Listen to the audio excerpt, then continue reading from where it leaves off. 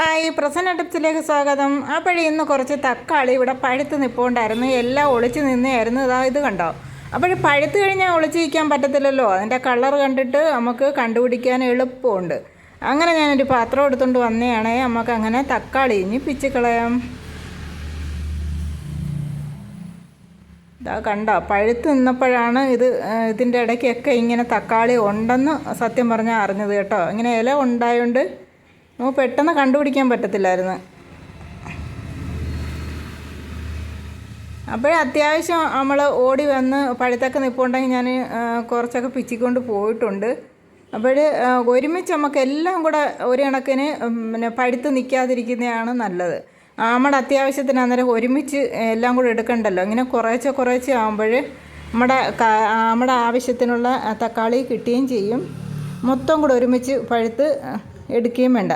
പിന്നെ നമ്മൾ വിൽപ്പനയ്ക്ക് എങ്ങാനോ ആണെങ്കിൽ കുറച്ച് മൊത്തത്തിൽ നിൽപ്പുണ്ടെങ്കിൽ നമുക്ക് എടുത്ത് അതൊക്കെ തോനെയുണ്ടെങ്കിൽ നമുക്ക് എവിടെയെങ്കിലും കൊടുക്കുകയും ചെയ്യാം. എൻ്റെ വീഡിയോ കണ്ടിട്ട് സപ്പോർട്ട് ചെയ്യാൻ മറക്കല്ലേ. ഞാൻ കുറച്ച് നെറ്റിപ്പട്ടങ്ങളും ഒക്കെ ഉണ്ടാക്കുന്നുണ്ട്. ആർക്കെങ്കിലും വേണമെങ്കിൽ ഞാനതിന് മറ്റൊരു വീഡിയോ ഇടുന്നുണ്ട്. ഫോൺ നമ്പർ കൊടുത്തേക്കാം. ആർക്കെങ്കിലും വേണമെങ്കിൽ കൊല്ലം ജില്ലയ്ക്ക് അകത്ത് ആർക്ക് വേണമെങ്കിലും കൊണ്ടു കൊടുക്കുന്നതായിരിക്കും.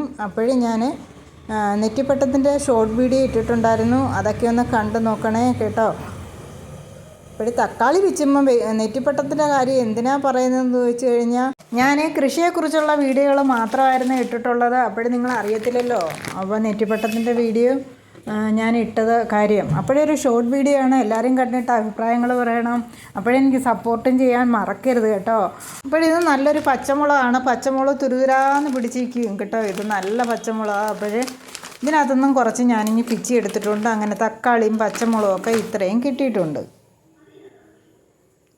ഇതിൻ്റെ ടേസ്റ്റ് ഒന്ന് വേറെ തന്നെ. നമ്മുടെ വീട്ടിലൊരു പച്ചമുളകോ തക്കാളിയോ ഉണ്ടെങ്കിൽ അതിൻ്റെ ടേസ്റ്റ് ഒന്ന് വേറെ തന്നെ. എല്ലാവരും കൃഷിയോ നമ്മളെ കൊണ്ടാവുന്ന കലാവിരുതോ അങ്ങനെയൊക്കെ എന്തെങ്കിലുമൊക്കെ ചെയ്യാമെങ്കിൽ സമയം പോകുന്നേ അറിയത്തുമില്ല. ഓക്കെ, അങ്ങനെ ഇങ്ങോട്ട് വന്നപ്പോൾ ഇത് കണ്ടോ. ഇതൊരു വഴുതനങ്ങയുണ്ട്. വഴുതനങ്ങ ഇങ്ങനെ പൂമുട്ടുമൊക്കെ ഇട്ട് വരുന്നുണ്ട്.